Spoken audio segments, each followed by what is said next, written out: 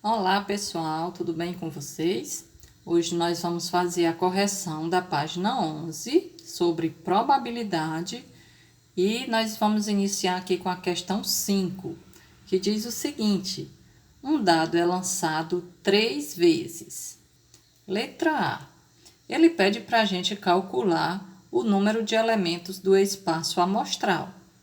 Bom, nós já sabemos como construir um espaço amostral. No caso do dado, você pode ter 1 no primeiro lançamento, 1 no segundo lançamento e 1 no terceiro lançamento. Ou 1 no primeiro, 1 no segundo e 2 no terceiro. E aí você continuaria. Só que a questão não pede para a gente encontrar o espaço amostral, até porque o dado é lançado 3 vezes e se torna inviável, muito cansativo, chegar à construção completa do espaço amostral. Ele pede apenas o número de elementos. Você deve ter percebido que, quando nós lançávamos 2 vezes um dado, nós sabemos que um dado tem 6 faces e nós iríamos fazer 2 lançamentos. Então, era 6 elevado a 2. Portanto, dava 6 ao quadrado, que dá 36. Porém, aqui nós vamos lançar 3 vezes, logo esse expoente vai mudar, será 3. Desta forma, nós temos 6 vezes 6 vezes 6, que dá 216. E assim nós encontramos o número de elementos do espaço amostral. Na letra B, ele pede a probabilidade de se obter nos 3 lançamentos o mesmo número de pontos. Ou seja, 1 no primeiro lançamento, 1 no segundo lançamento e 1 no terceiro lançamento. Ou seja, todas as faces viradas para cima será o número 1. Ou ainda, se você jogar, a sequência será de 2, ou de 3, ou de 4, ou 5, ou 6. Então, desta forma, você tem o seu evento, que é quando você lançar o seu dado as 3 vezes, sempre cairá os números iguais. Portanto, você tem 6 elementos neste evento, chamando o evento de A, que é um subconjunto do conjunto maior, que é aquele que tem 216 elementos. Então, esse é um subconjunto dele. Logo, tem 6 elementos, o número de elementos de A. Logo, a probabilidade de ocorrer o evento A é igual ao número de elementos de A dividido pelo número de elementos do espaço amostral. O número de elementos de A é 6. O número de elementos do espaço amostral é 216. Simplificando por 6, nós temos 6 dividido para 6, que dá 1. 216 dividido para 6, dá 36. E esta é a probabilidade de ocorrer o evento A. Vamos para a questão 6, que é uma questãozinha do Enem. Diz o seguinte: José, Paulo e Antônio estão jogando dados não viciados. Pessoal, é importante a gente entender o que são dados não viciados, tá? São dados que não existe nenhum tipo de alteração, para que não haja erro, certo? Tem alguns tipos de dados que, por exemplo, ele tem uma face mais pesada do que a outra, né? Que tende a cair sempre naquele resultado. Então, um dado não viciado é aquele dado em que todos os seus elementos têm a mesma chance de acontecer, tá certo?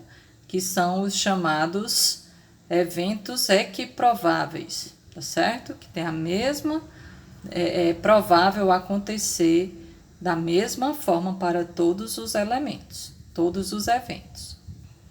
Então, quando ele diz que nos quais, em cada uma das 6 faces, há um número de 1 a 6. Cada um deles jogará 2 dados simultaneamente, ou seja, ao mesmo tempo. Ele diz que José acredita que após jogar seus dados, os números das faces voltadas para cima lhe darão uma soma igual a 7, ou seja, José acredita que a soma dele vai ser 7. Ou seja, quando ele joga o primeiro dado, tem que dar um número e o segundo dado, quando jogado, tem que dar um número que, somando com o primeiro dado, dê 7. Já o Paulo acredita que sua soma será igual a 4. E o Antônio acredita que a soma será 8. Então, vamos fazer a seguinte situação. Vamos analisar com essa escolha, né, quem tem a maior probabilidade de acertar a sua respectiva soma. Se vai ser o José, o Paulo ou o Antônio. Vamos chamar de J o José. Vamos construir o evento, que é a possibilidade que ele encontrou, a aposta dele, que ele disse que a soma era 7. Então, ao jogar 2 dados, o José vai poder encontrar o número 1 no primeiro dado e o número 6 no segundo dado. Isso de acordo com a escolha da soma dele, que era para dar 7. 1 mais 6, 7. Ou ele pode encontrar 6 no primeiro e 1 no segundo. Ou 2 no primeiro e 5 no segundo. 5 no primeiro e 2 no segundo. 3 no primeiro e 4 no segundo. Ou ainda 4 no primeiro e 3 no segundo. Então, essas são as possibilidades para o José, que ele apostou que a soma dele fosse 7. Então, cada elemento desse tem soma igual a 7. Logo, o número de elementos do José será, contando, 1, 2, 3, 4, 5, 6. Tem 6 elementos para o José. E aí, eu vou saber agora a probabilidade do José, que vai ser o número de elementos do José dividido pelo número de elementos do espaço amostral. Bom, eu já sei que o N de J é 6. E o N de E? Bom, o dado é lançado 2 vezes, né? No caso, são 2 dados, é a mesma coisa, é 6 ao quadrado, que dá 36. Logo, o número de elementos do espaço amostral é 36. Como todos os valores foram retirados de 36, né, no espaço amostral de 36, vamos deixar assim mesmo, nesse formato, sobre 36. Não vamos simplificar, porque pode ser que dê algum outro valor, no caso do Paulo e do Antônio, que pode ser que não dê um denominador, né, quando a gente simplificar, não dá um númerozinho igual. Então, para deixar todos os denominadores iguais, vamos deixar assim mesmo, certo? Então, eu vou guardar aqui a probabilidade do José e vou fazer as outras probabilidades. Vamos chamar de probabilidade de Paulo, né? Probabilidade de P. Mas antes a gente tem que construir o evento, tá? Então, vamos construir o evento do Paulo.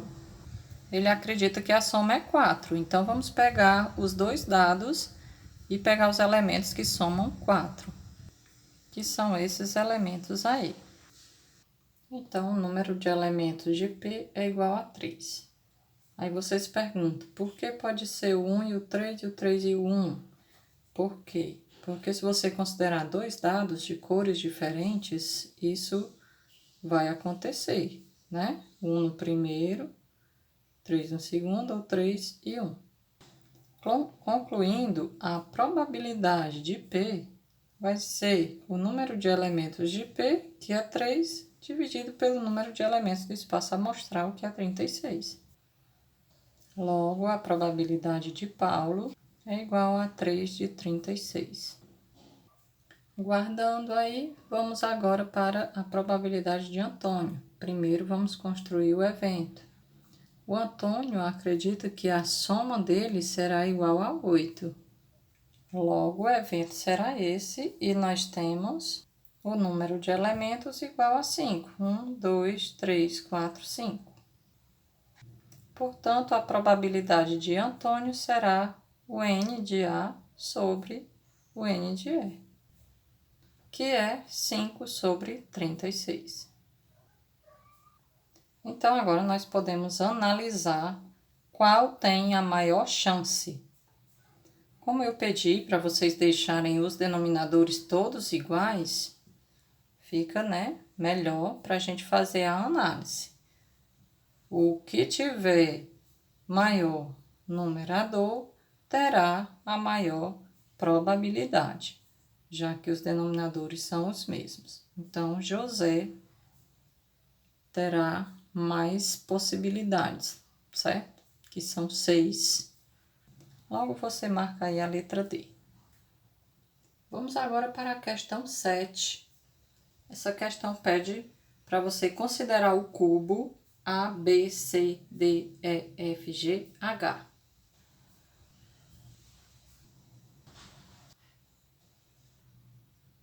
E na letra A ele pergunta: quantos triângulos têm vértices em 3 dos pontos A, B, C, D, E, F, G, H? Ele deixou uma dica.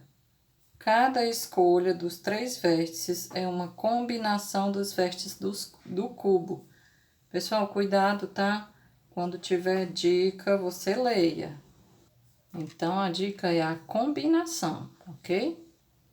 Bom, se nós fôssemos construir os triângulos neste cubo, nós poderíamos ter o triângulo ABC, ADC, AGB ou BG, né? Então, nós poderíamos ter vários triângulos.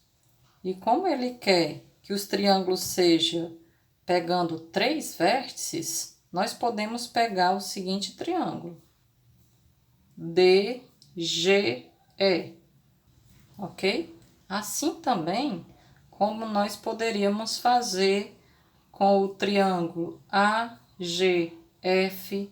Enfim, nós poderíamos traçar vários triângulos aqui por dentro deste cubo. E isso ficaria bem inviável da gente encontrar todos. Então, aí é onde nós vamos entrar com a combinação dos 8 vértices tomados de 3 em 3, porque nós vamos pegar 3 vértices para formar o triângulo. Logo, nós vamos fazer uma combinação de 8 vértices tomados de 3 a 3. Lembrando que a combinação de n elementos tomados P a P é igual a n fatorial dividido por P fatorial, que multiplica n menos P fatorial. Então, esta é a fórmulazinha da combinação. Agora é só aplicar os valores 8 e 3. No lugar do n, você coloca o 8. No lugar do P, você coloca o 3. Então, fica 8 fatorial sobre 3 fatorial, que multiplica 8 menos 3 fatorial. 8 menos 3 dá 5. 5 fatorial. Lembrando da resolução de fatorial, nós vamos desenvolver o 8 fatorial até o 5 fatorial para cancelar o de cima com o de baixo. O 3 fatorial você pode desenvolver, fica 3 vezes 2 vezes 1, que dá 6. 3 vezes 2, 6, 6 vezes 1, 6. E repete aqui o 5 fatorial. Agora, você pode cancelar o 5 fatorial com o 5 fatorial e o 6 com 6, e fica apenas 8 vezes 7, que dá 56. Logo, você pode ter 56 triângulos desenhados neste cubo. E isto significa que o número de elementos do espaço amostral é 56. Na letra B, ele diz: escolhendo-se ao acaso um dos triângulos descritos no item A, qual é a probabilidade de que ele esteja contido em uma das faces do cubo? Observe o seguinte, ele não quer mais esses triângulos que passam por dentro do cubo. Ele quer apenas os triângulos que são construídos em cima de cada face. Então, vamos observar o seguinte. Na face de cima, se nós traçarmos essa diagonal AC, nós temos dois triângulos, o ABC e o ADC. Neste caso, nós temos dois triângulos na face de cima. Porém, nós podemos traçar essa diagonal de outra forma. Nós podemos traçar a diagonal BD, que aí nós vamos ter o triângulo ABD e BCD. Temos mais dois triângulos. Portanto, nós temos 4 triângulos na face de cima, assim como nós temos 4 triângulos em cada uma das faces. Como o cubo tem 6 faces, então nós temos 4 nesta, 4 nessa, 4 naquela. Então, nós temos 6 vezes 4, que dá 24. Ou seja, somente nas faces nós poderemos formar 24 triângulos. Considerando o cubo todo, nós podemos encontrar 56 triângulos. Por isso é que a probabilidade de acontecer os triângulos somente nas faces é 24 de um total de 56. E simplificando por 8, temos 3/7. Então, se você entendeu direitinho e corrigiu a sua atividade, deixa aí nos comentários, entendido e corrigido, para que eu possa me certificar da sua aprendizagem, tá certo?